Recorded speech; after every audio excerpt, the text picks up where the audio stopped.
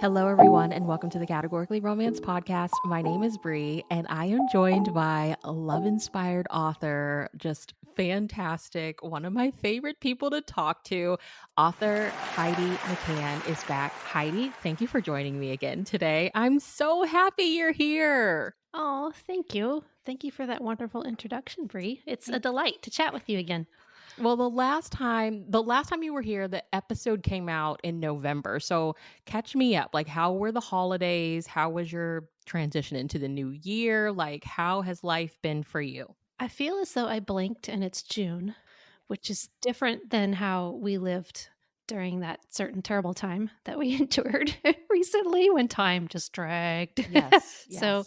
holidays were good. We stayed home here in North Carolina. We were just, I forget if air travel seemed expensive. I can't remember. There was a reason why we chose to stay home. So it was quiet and relaxing. And then I was writing. I had some first quarter deadlines that I had to meet for Love Inspired. And then I got this wild idea that I wanted to launch a digital course to teach others how to use dictation to write their novels. And I didn't realize what an undertaking that would be. So I'm glad I did it and I'll do it again. But that took me off the writing track for a little while as I became an online instructor. And then here we are. I'm still writing my Home to Heart Space series. And then I've just started writing the first book in my next Love Inspired series. And it's time to promote One Southern Summer. So, woo, there we go.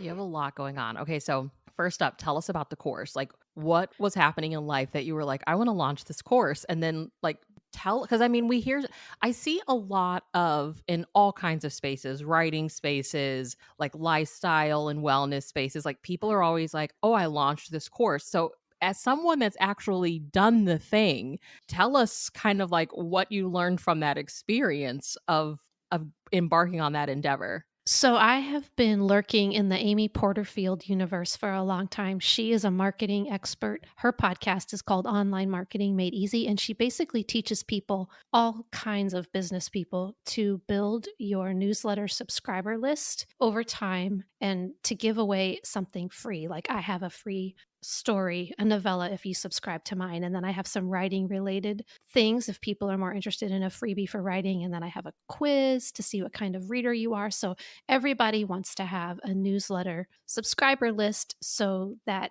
if social media's algorithms aren't helping you find your ideal audience, you can use your newsletter because most people do check their email. So anyway, I've been lurking in Amy's universe for a long time, but she has started teaching people how to have online courses. And of course, she is 15 years in and she's made a whole career out of it. And so she is really good at convincing you that she can help you learn to do anything. And I did learn. She has a wonderful course about how to do an online course, but learning how to do the marketing side of teaching a course when you've been in the love inspired Harlequin world where their marketing really carries you, I market my own books, but Love Inspired is a known brand with very loyal readers versus if you're trying to sell a digital product, people don't know you as a writing instructor. So I'm sort of dipping my foot in a different pool. And my writing friends were my first customers, which is super sweet. So just learning to market a product that's not a book and then learning the technical side of creating a slide deck, learning to record yourself presenting on camera. It was a really steep learning curve. I'm glad I did it. And now I have the content created and I can launch the course again whenever I want to. So So are you going to continue with that course? Are you like building on it? Do you have any other ideas stirring, like what's next now that you've done this one? well, I wanted to do dictation because dictating, so that means speaking the words for my story into an app on my phone, and then the app uses AI to transcribe the words into a written document that I can then edit. That process is what makes it possible for me to write more than one book a year. And then it also helps you be a little bit of a healthier writer because it could take me all day to type 1,800 words. That would be a full work day of writing for me. I could speak 1,800 words into my phone in, I don't know, anywhere from 8 to 17 minutes. Like it's pretty fast. Now it's a rough draft. So anyway, I feel like it's something that has really changed my life and I want to help other writers. So for now, I'm just going to stick with dictation and try to make the course better and try to find my ideal customer. I'm not ready to try a whole new second course. So They recommend that you launch your course 3 to 4 times and then decide what you wanna do next. So I don't know. I can't commit to 4 launches. That Yeah. sounds overwhelming, and I need to be careful. I need the most important thing for me to do is to write my next book. So it was an ambitious goal. I'm glad I went for it, but whew, I had no idea. It sounds like one of those, adventures where you definitely learn a lot about yourself. Yes. Yes, you do, and like I said, it was a different skill set, learning to market a product that's not a book when I'm not a known entity in the writing instructor universe. So, Mhm.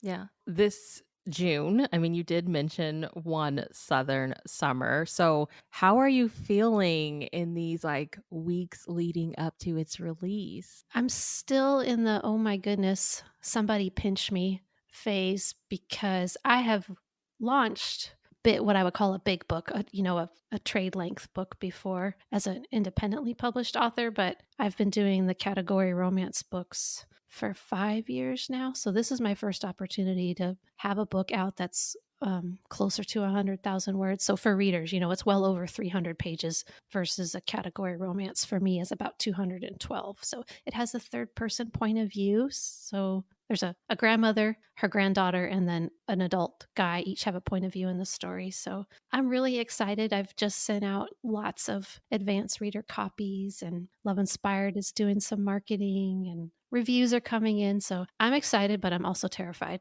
Like, oh no, it's going out there. People are going to read it.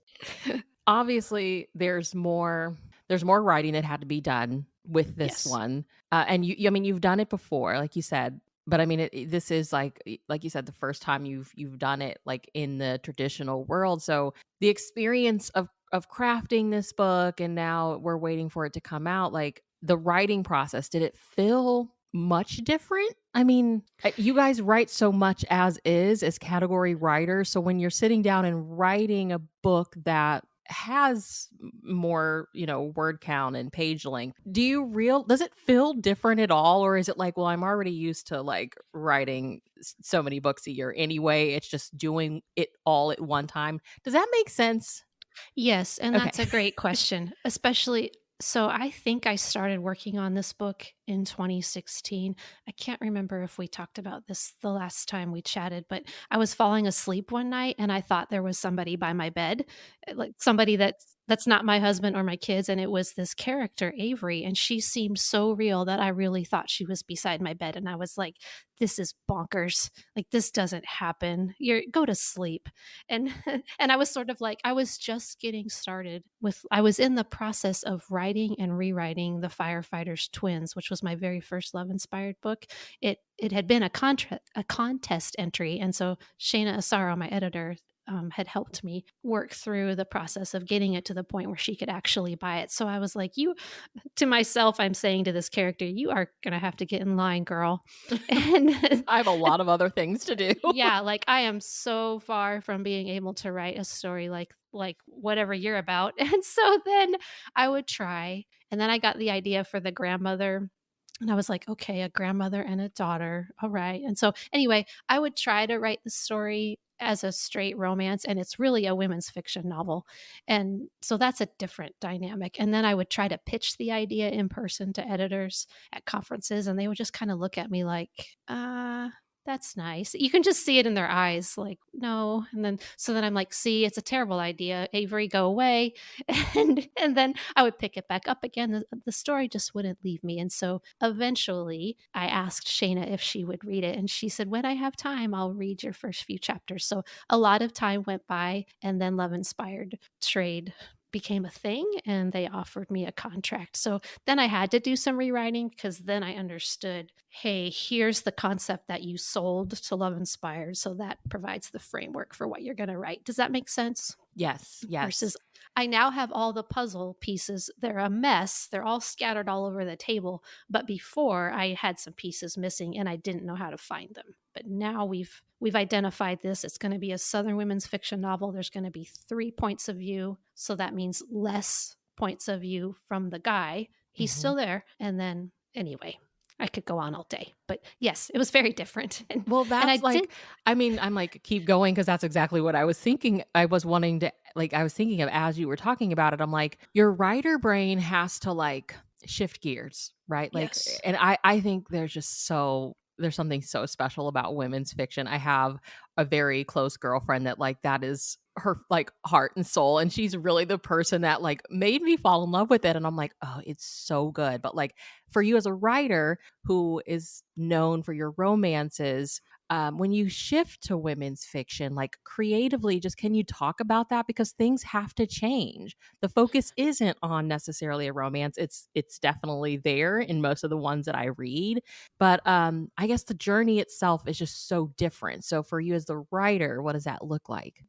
Yes. So this was my first time writing about a mom who was recently divorced and had a baby and a preschooler. I don't think I've done very many single moms in my love inspired category. So it was like, okay, well, what's her journey going to be like? She has to move back home to Alabama. She has to move in with her mom. She's back with her sisters. Well, in a women's fiction novel, readers really like those relationships. And the grandmother is overbearing on purpose. That's part of the plot. And she's snarky and has no filter. And so that adds some lighthearted moments, but she's meddling in her family's life. So that creates some drama. But for example, I turned in one draft and my editor was like, "This is great. I just really need you to add some scenes where Avery, the main character, is with her sisters and her mom because you don't have any." And I was like, "Oh, yeah. I mean, they're there in the background." But she's like, "So we need more scenes with this woman with her mom and her sisters and just working on redeveloping those relationships." And so that meant some of the scenes from Cole's the guy, some of the scenes from Cole's point of view had to be pulled back a little bit to make room for more of the women's fiction angle. So, yeah, Mhm. it's a process. And we know like reading when you read category, especially like when you especially love inspired, like those can be very very character driven books. And so like when you're writing a women's fic, and especially when you are exploring the relationship between like mothers and daughters, for example, like the heroine and her mother and then the heroine and her daughter or her child, how are you is the process of getting to know the characters very similar or is it different? So I am a student of Susan May Warren and Rachel Hauck's. Mhm. They have something called Novel Academy. It's an online school for writers. And so they have taught us how to get to know our characters. And Susan May Warren has a book called The Story Equation, which is a great writing resource. And this information probably isn't unique to Susie and Rachel, but I'm going to give them credit because they are the people that taught me. But you really have to find, that dark moment in your character's past and the lie that they believe. And because Avery she's like a fictional, obviously she's fictional, but in the story world, she is a like an HGTV type star. So she's had a public failure and that her show is no longer going to exist. And she's feeling judged by her audience. And her marriage has fallen apart, which she did not anticipate. And so she's back home, and Cole is going to become her love interest. He was her friend when they were young. So just take all of that together and you try to imagine what she's feeling. And the part about being judged by the audience, that is my own way of offering social commentary on what we say to one another on the internet. And that's myself included. I have for sure said things on social media coming from a place of wanting to have a conversation, but it actually devolves into, not a productive, Mhm. meaningful conversation. So I'm kind of offering some social commentary on maybe we shouldn't say the things that we say on social media to one another. And maybe we have no business commenting on a public figure's personal life. And we kind of feel like we do. You know what I mean? Like if you Yeah. ever go and read some things that people say when a celebrity posts, even a very upbeat and but just commentary about their outfit, or I don't know. People can be so mean. It's like, Yeah, stay away from the comment section if you are right. trying to have a good day. Right. So I hope I answered your question. But yes, the process is different. And category romance, you don't have a lot of time or page Yeah. to mess around. You got to get right to it. Versus in a women's fiction novel, it does kind of meander a little bit, but you don't want to be boring. You still need tension and conflict. And a reason to keep reading. So you said that Avery, you felt like someone was standing next to you. Yes. Did she come to you like fully formed? Like when she came to you, was the story there? Or was it like, okay, she's following me around now and it's slowly developing? Or was it just like, here's this person and this is her backstory? I got it. So she looked a lot like the lady who sings for Little Big Town, Kimberly Schlappman, the lady Okay. with the curly blonde hair. That's what she looked like beside my bed now.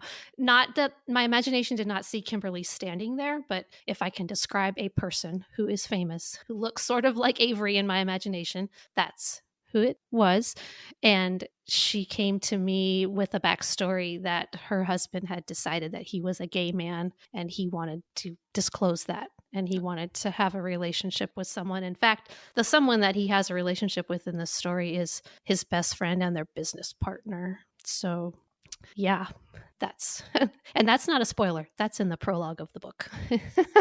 So, So, okay, I want to talk about the summer, but like before we get there, can you take this time so our listeners know? I mean, I will make sure that this episode comes out before the book comes out or as it's coming out, but like give us the elevator pitch. We've already talked a little bit about it, but just so people know what they're getting, what's the elevator pitch for the book?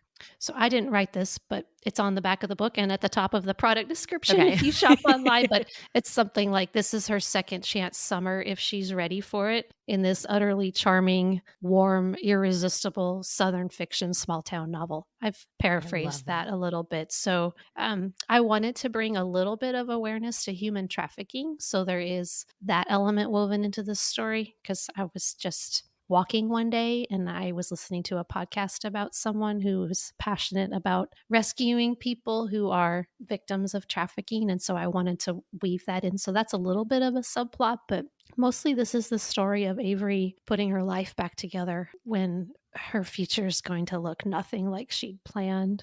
And it is a second chance romance in the sense that when Cole and Avery were teenagers, they made a pledge that they would marry each other at 32 if Oh, they were I both love single. that. And they wrote it on a napkin. And so the napkin is in the story. And yeah, I so hope somebody still has the napkin. I can't wait. ah, I well, love stuff like okay, what is it about? Because I love a second chance summer vibe type of story. What do you think it is about that particular season that lends itself so well to that? that is a great question. My editor pitched the story to the larger Love Inspired team as this is a modern day Hope Floats. Not that the movie Hope Floats isn't modern, but it is now an older film. Yeah. Oh, And I so love that she was like, movie. yeah, me too. She's like, this has got Hope Floats vibes. I was like, oh, yeah, it does. So there's a reason why so many books start with somebody moving back home. And there's a reason why that somebody, the one that got away, or an unrequited love, or your older sibling's best friend, we do a lot with that trope. And there's something about the nostalgia, I think, of either spending the summer at the beach or going back home. Summer just seems like, for as short as it is, here we are at the front of summer, and it just seems like there's so much possibility, right? Yes. Like I think we might, what's the word? I think we might make it more than it is. Right Mhm. here we are. We're recording on June 2nd. I'm like, oh, I'm going to do all these amazing things, and then I have to think, wait a minute, it's only about 90 days till Labor Day. Like, Yeah. let's be realistic. It So seems so big, like, it seems so huge as a season, like, "Oh, the summer, it's like this endless time," but it's like, realistically, it starts in the end of June and it's over in September, but right. yeah, it still feels like the season, I feel like, where there's just more possibilities than the others for some reason. Yes, and I think we all, I mean, whether you have kids or not, summer still reminds you of the shift in the natural rhythm of life for when you were a kid. Yeah. And summers did seem longer then. Oh, yeah. Yeah. Even as a kid, I think I remember you couldn't wait to go on summer vacation. And then, like, a month into it, you're like, okay, this is kind of boring. Kind of ready to go back to school and see my friends. It just Mhm. felt really long. I'm sure my kids Yes. are like, girl, you're crazy. Can just stay at home all this time. Right. So My, how things have but changed. you have like you have a college student, right? I do. Yes. So this is summer vacation. Like how is this rhythm of life for you at right now, like having your oldest baby at home, and how does this feel for you? I'm glad to have him home, and when he's 3 hours away when he's in college, and it was really, really tough to Mhm. let him go, even though, I mean, he was ready, and it was time, and he did great, especially coming out of the pandemic when we had such a weird stay-at-home season. Half of high school he spent at home, basically, so it's been nice to have him home. He's got an internship, and, it's just great, and his That's so brothers cool. enjoy having him, and he seems happy to be here. We went to the pediatrician yesterday who has older children, and he basically gave me the enjoy every minute talk because pretty soon they won't come home in the summer. I was like, bite your tongue. I That's not know. true. And he's like, yes, it is. Yes, it is true. I am in like the full throes with my oldest too of like I have two middle schoolers, and Mm, one minute they worship the ground that I walk on, and then it'll be hours later and I'm like nobody's come to see me and hang out. They're just like doing their own thing and I'm like I'm just not ready.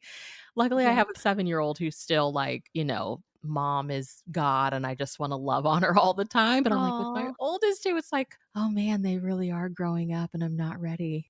I'm not ready." It's tough. Teenagers are mostly fun. I would take a teenager over those early years of the diapers and the formula and the pull-ups and the yada yada. Those are tough years. And Yeah, so it is nice when you can see them becoming the people that they're meant to be, but it's hard too because it comes up so it fast. comes so fast. I know. I know. Well, I love your newsletter. And in one of your recent newsletters, you were talking about what you had been reading. So first I have to ask, how do you find the time to read for that busy mom out there or just like that busy woman? How do they find the time to incorporate reading into their life? Like how do you do it? Oh my goodness, that's a great question. Well, I don't watch very much television, not because I don't approve of it or anything, but I have a sports fan in my house and he loves to watch almost any sporting event on TV. So in the evenings, he has the television and he's got something on and he likes for somebody to watch with him. So sometimes I do sit there and read a book, but if I'm not, I like sports, but I don't like to watch everything. So I don't have a show or a series that I'm really into, and I haven't for a while. I wish I did. I wish somebody would tell me, "Here, watch every episode of name of show here."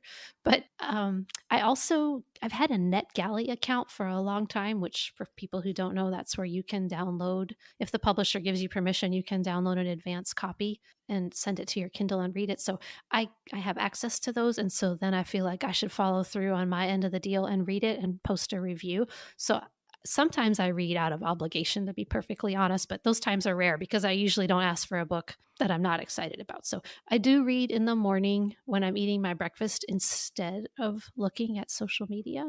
And Oh, that, that is such a good one. because I discovered that I was getting really anxious in the morning, and I'm a little bit of an anxious person, but it was getting noticeably more so. And I think the sensory input of scrolling first thing in the morning was just a little too much for my brain.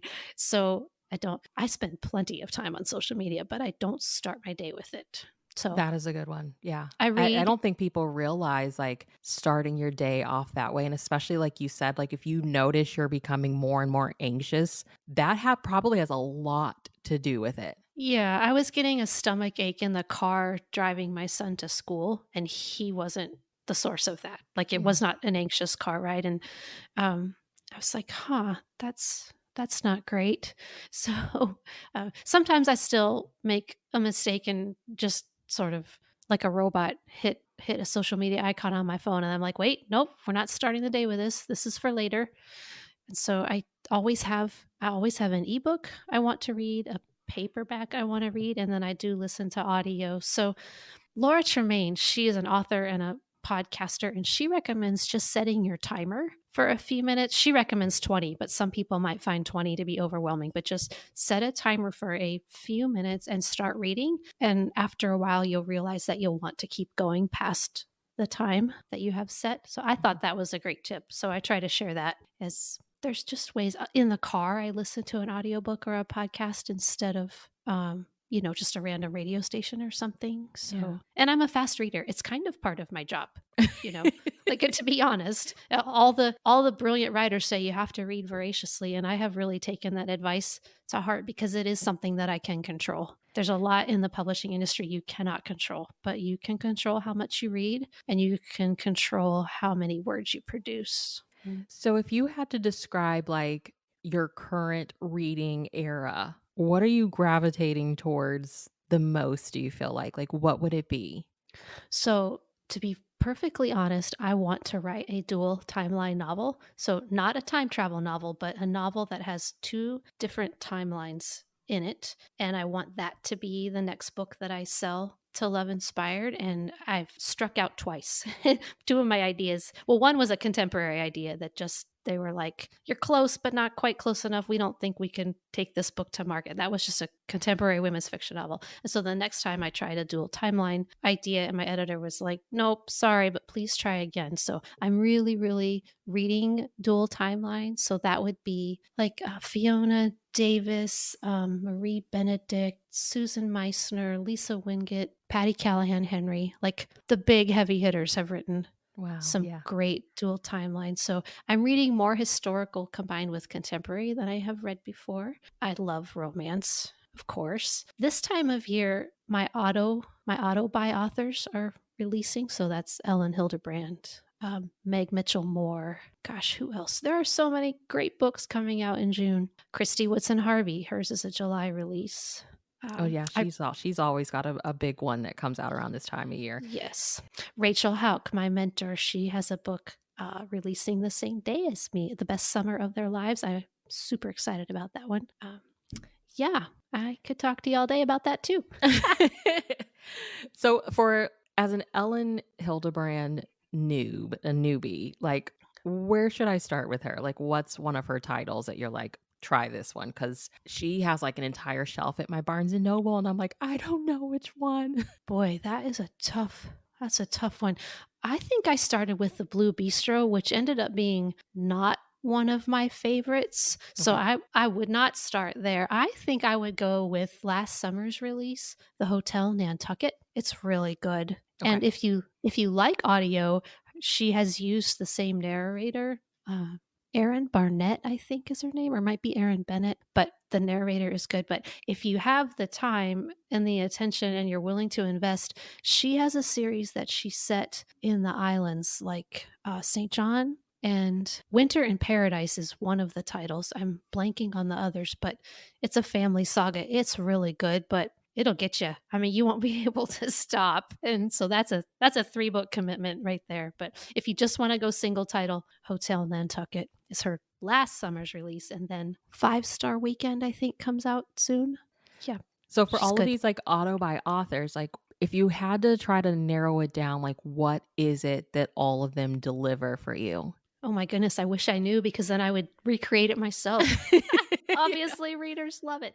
Let's see. I think it's the characters. The characters are well developed. They seem like people you would know. They all have somebody usually has some kind of a secret that can't get out, but you know it's going to. Nantucket as a setting has done really well for Ellen Hildebrand, but like I said, her other series set in the islands is fantastic as well. Lots of family drama.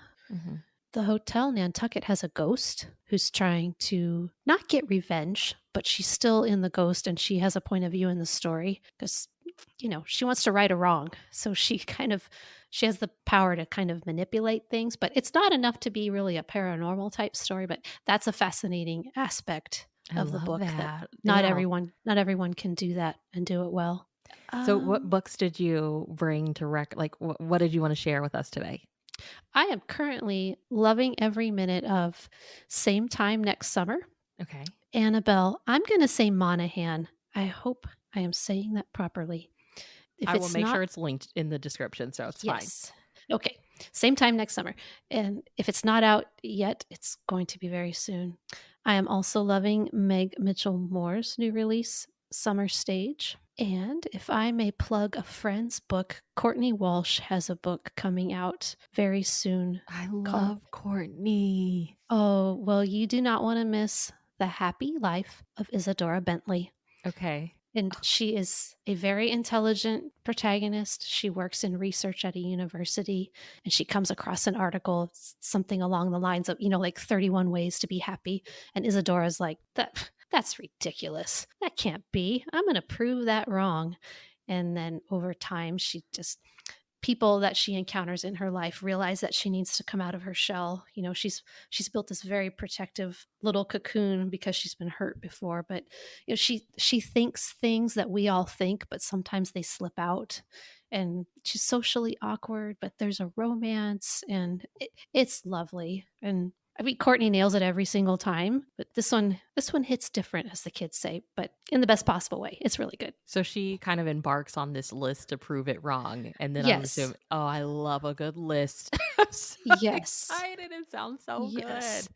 And how often, well, sometimes in Harlequin there's a handsome hot professor that we are all into, but it's not very often that there's a hot professor in a book. Do you know what I mean? We need more hot professors, yes. Well, Courtney creates one. It's really good. He's great. So tell us, like, what's you said you were working on a new series for Love Inspired. Like, what's coming up from you next in the world of category?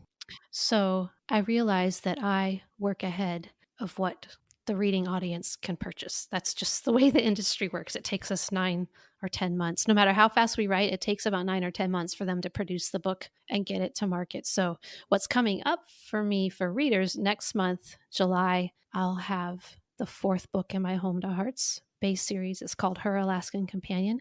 But Love Inspired invited me to make it part of the Canine Companion series. So if people aren't familiar, there's this long ongoing continuity series where the book features a canine. Yes. But each title is standalone. I want to make that super clear because I think it can be confusing. I was confused because when they invited me, I was like, wait, this is a 4th book in a series. What are we doing? She's like, we're adding a dog. That's what we're doing. But I'm not writing a book with a therapy dog. Well, it doesn't have to be a therapy dog. She's like, the dog that you have in the story, it's fine. Just go with it. I'm just giving you the opportunity. It's a fantastic marketing opportunity.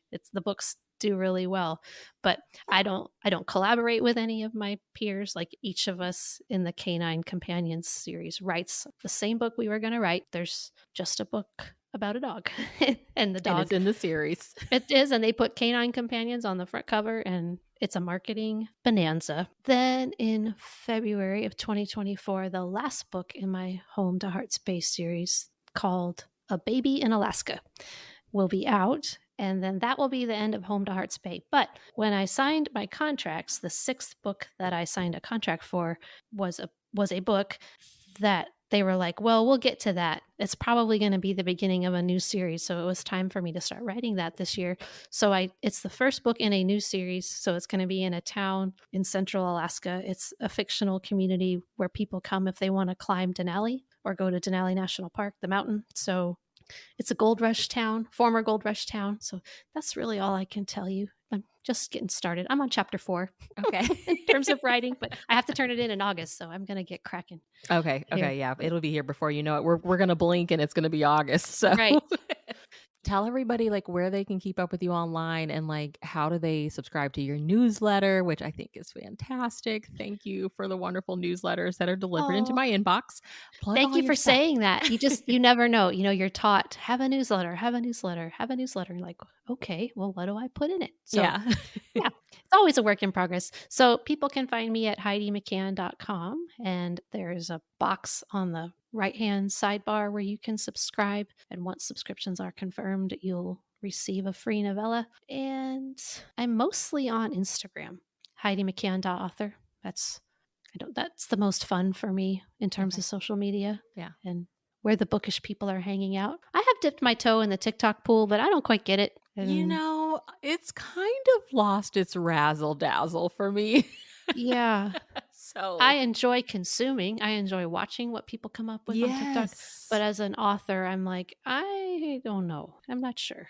Yeah. And it's always this question of like, how long is it actually going to be here? There's always talks of it going away. I don't know. It's fun to watch, but the effort, I just was like, I don't think I have what it takes to do this. Right. Same here. And I think I'm always looking for new readers. There's no such thing as too many readers, but I think my target audience is probably not there. So then I'm like, well, how As much? a reader who has been on there trying to talk about the books that I love, I'm like, I don't really think my people are here either. So I love that you said that. Yes, I'm gonna not say her name properly, but the lady who writes A Court of Thorn and Roses, Sarah Sarah J. Maas. Mass, yeah. Sarah J. Maas, yeah. Like that seems to be the target demographic right now. And not that other people's books can't take off too, but I'm not I'm not selling what they're buying over there. Yeah, So it's an interesting space. Yeah. Yeah. I'm like, I'm not making really any friends here like I was hoping I would. So it's fine. right. Well, thank you for chatting with me. I am so excited for One Southern Summer and everything that's to come from you. And I'll keep an eye on those newsletters. And you have to come back. I mean, we can always catch up. So thank you I for this. would love that. Thank you for having me and congratulations on your new job. I heard on a Thank recent episode that you get you. to be a teacher. Thank you. Let me just say before you even get started, thank you for teaching sixth graders. The world needs more of you.